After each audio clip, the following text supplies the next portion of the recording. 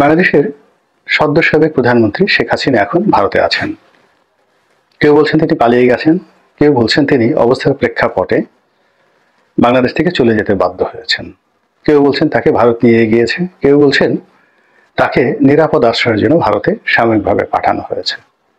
বাস্তবতা হলো তিনি এখন আর ক্ষমতায় নেই।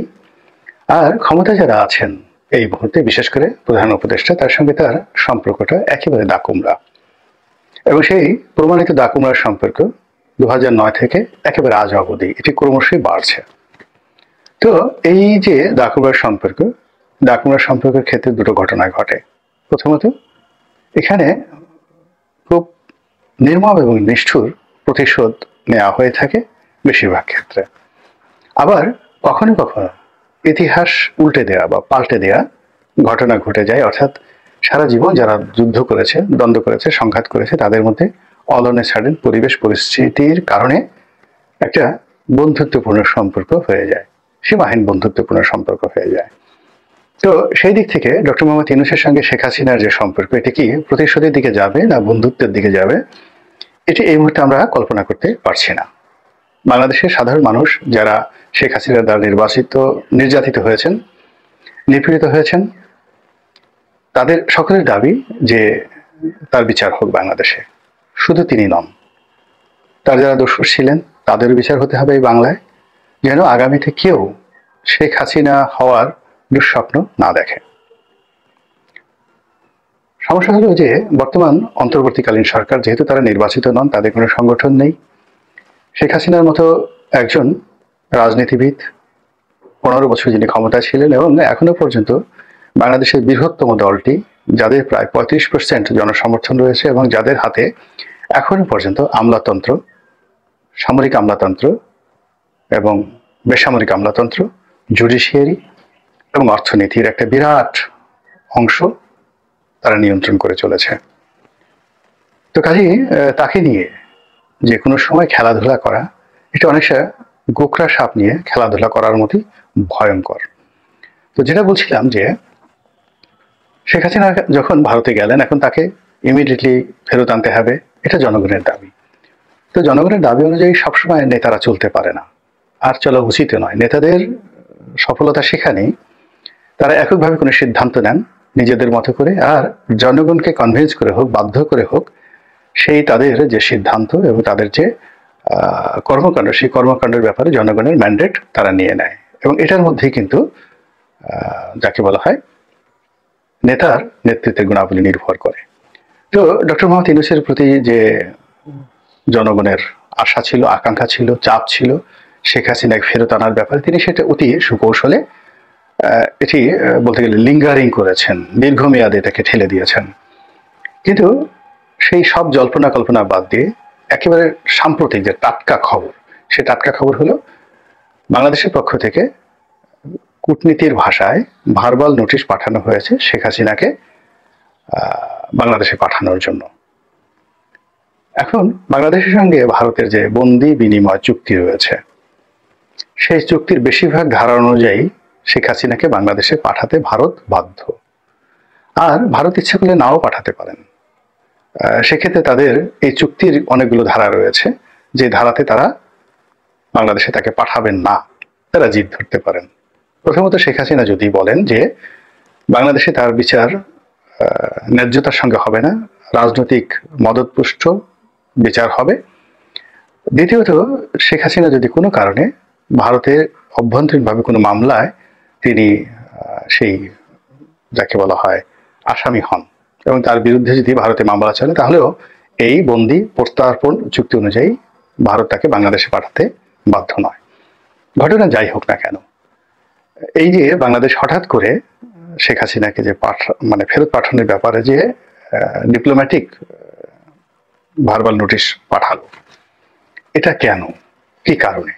বাংলাদেশ কি সত্যিকার অর্থে চাচ্ছে যে শেখ হাসিনাকে নিয়ে এসে সেই হাতকড়া পরিয়ে তারপর তাকে যেভাবে নাজিমুদ্দিন রোডে বেগম খালেদা জিয়াকে রাখা হয়েছিল সেভাবে তার জন্য আলাদা রুম করে সেখানে রাখা হবে? অথবা 1/11-এর সময় তাকে যেভাবে সংসদ ভবনের মধ্যে একটা রুম সাজিয়ে রাখা হয়েছিল তাকে এবং বেগম জিয়াকে, ঠিক একইভাবে শেখ হাসিনাকে রাখা হবে? এবং তাকে নিয়মিতভাবে কোর্টে হাজির হতে হবে। বেগম খালেদা জিয়া যেভাবে কোর্টে হাজির হয়েছেন, নিম্ন আদালতে হাজির হয়েছেন, তারপরে তার জন্য যে আলাদা ট্রাইব্যুনাল করা হয়েছিল সেই ঢাকা আলিয়া মাদ্রাসার মাঠে, সেখানে তিনি এসেছেন। তো ওইরকম ভাবে কি শেখ হাসিনার সঙ্গে করা হবে? এর কারণ হলো যে বাংলাদেশে শেখ হাসিনা খালেদা জিয়ার যে গুরুত্ব, কোনো অংশে একে অপরের চেয়ে কেউ কাউকে ছোট করতে পারবে না। তো উনিও 3-3বারের প্রধানমন্ত্রী, তিনিও 4-4বারের প্রধানমন্ত্রী। তারপরে তিনি সাবেক সেনাপ্রধানের স্ত্রী, রাষ্ট্রপতির স্ত্রী, সাবেক প্রধানমন্ত্রী। আবার শেখ হাসিনার ক্ষেত্রেও তিনি সাবেক প্রধানমন্ত্রীর কন্যা, রাষ্ট্রপতির কন্যা, জাতির জনকের কন্যা ইত্যাদি আরো অনেক কিছু উপাধি ব্যবহার করা যেতে পারে। তো শেখ হাসিনার জমানাতে যদি বেগম খালেদা জিয়াকে এইভাবে রাষ্ট্রীয় বিচারের মুখোমুখি হতে হয়, তাহলে শেখ হাসিনার ক্ষেত্রে কেন করা হবে না? এই বিষয়গুলো যদি তাকে আনা হয়, বিচারের মুখোমুখি করা হয়, আমার কাছে মনে হচ্ছে না যে এটা নিয়ে সরকারকে খুব বেশি বিব্রতকর পরিস্থিতিতে পড়তে হবে। কিন্তু যদি আনা যায় এবং তাকে বিচার করা যায়, তাহলে যেটি হবে সেটি হলো সরকার দীর্ঘমেয়াদে শাসন ক্ষমতায় টিকে যাবে। অর্থাৎ ডক্টর মোহাম্মদ ইউনূসকে সরানো বা এই আগামী 1 বছরের মধ্যে নির্বাচন দেওয়া, এই বিষয়গুলো নিয়ে টুশব্দ করার মতো ক্ষমতা কারো থাকবে না। এটা হলো বাস্তবতা।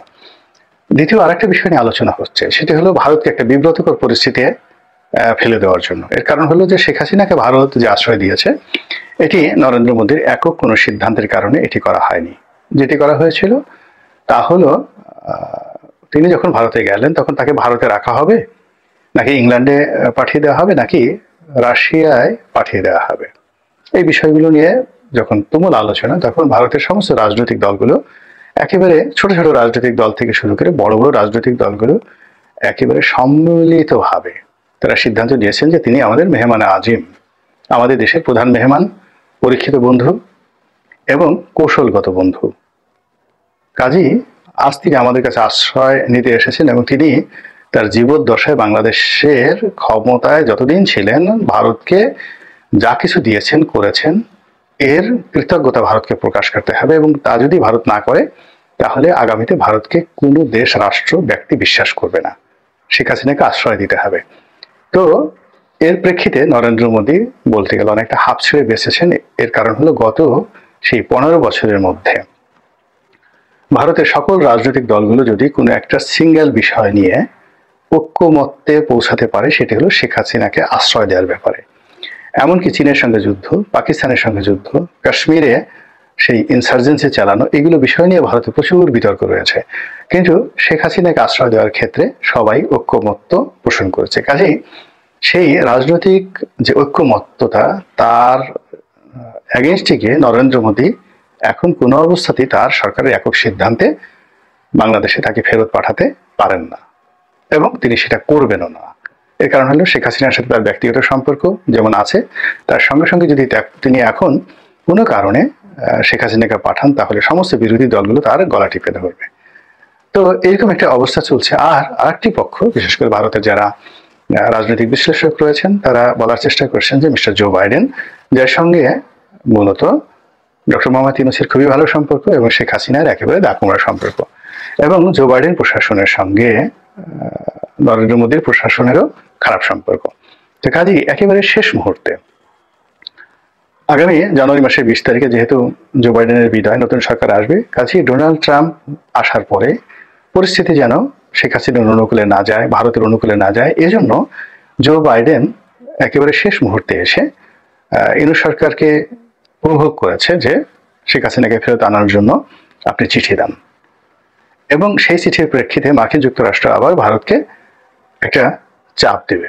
এর কারণ হলো এখন ভারতকে জো বাইডেন যত বেশি চাপের মধ্যে রাখতে পারবে, তার এই যে কদিন ক্ষমতা আছে, এর প্রতিটি ক্ষণ, প্রতিটি ঘন্টা, প্রতিটি সেকেন্ড তিনি যদি অত্যন্ত শক্তিশালীভাবে ব্যবহার করে এই কাজগুলো করতে পারেন, তাহলে কি হচ্ছে, আগামী যে নির্বাচন, সেই নির্বাচনে ডেমোক্র্যাট যে প্রার্থী হবেন তার জন্য এটা অনেকটা সহজ হয়ে যাবে জনগণের সমর্থন পাওয়ার ক্ষেত্রে। সেখানে ভারত একটা ফ্যাক্টর, যেহেতু ডোনাল্ড ট্রাম্প প্রো ইন্ডিয়ান।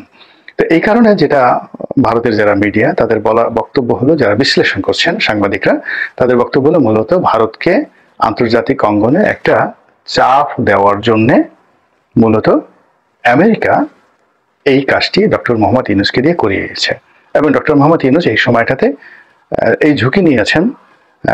এটা তার জন্য খুবই বড় ঝুঁকি। প্রথম ঝুঁকি হলো যদি ভারত তাকে না দেয়, ডাইরেক্টলি না করে দেয়, তাহলে ভারতের সঙ্গে সম্পর্ক উন্নয়নের যে চেষ্টা পর্দার আড়ালে দু সরকারই করে যাচ্ছিল, সেই চেষ্টাটি এই একটি ঘটনা দ্বারা ব্যাহত হলো। এটি তার পক্ষে সামাল দেওয়া কঠিন হয়ে যাবে। দ্বিতীয় যে ঘটনাটি, সেই ঘটনাটি হলো যদি শেখ হাসিনাকে আসলে ভারত দিয়েই দেয়, বাংলাদেশে পাঠিয়ে দেয়, তাহলে পুরো পরিস্থিতি কি ডক্টর মোহাম্মদ ইউনূস সামাল দিতে পারবেন?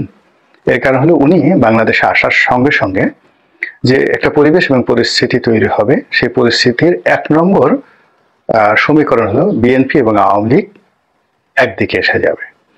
এবং শেখ হাসিনাকে যেহেতু গ্রেপ্তার করা হয়েছে, কাজেই সরকারের সাহস নিয়ে, শক্তি নিয়ে বিএনপির যে আতঙ্ক, এটি আরো বাড়বে। এবং তারা মনে করবে যে আওয়ামী লীগকে যে জালে ফেলা হয়েছে, 11-11 মতো ঠিক একই জালে বিএনপিকেও ফেলা হবে। কাজেই তারেক রহমানের দেশে ফিরে আসা, বেগম জিয়ার বিদেশে যাওয়া অথবা বাংলাদেশে থাকা, পুরো প্রক্রিয়াটি তাদের জন্য বুমেরাং হয়ে পড়বে। এবং তখন বিএনপি এবং আওয়ামী লীগ যদি এক হয়ে যায়, তখন রাজপথে এমন একটা পরিবেশ সৃষ্টি হবে, এর ফলে সরকারকে কেবলমাত্র তার যে বাহিনীগুলো রয়েছে, রাষ্ট্রীয় বাহিনী, তাদের উপর নির্ভর করতে হবে। এর কারণ হলো এই দুটো দলকে মোকাবেলা করার মতো কোনো রাজনৈতিক প্ল্যাটফর্ম, শক্তি দেশের বাইরে ইউনূস সরকারের নাই।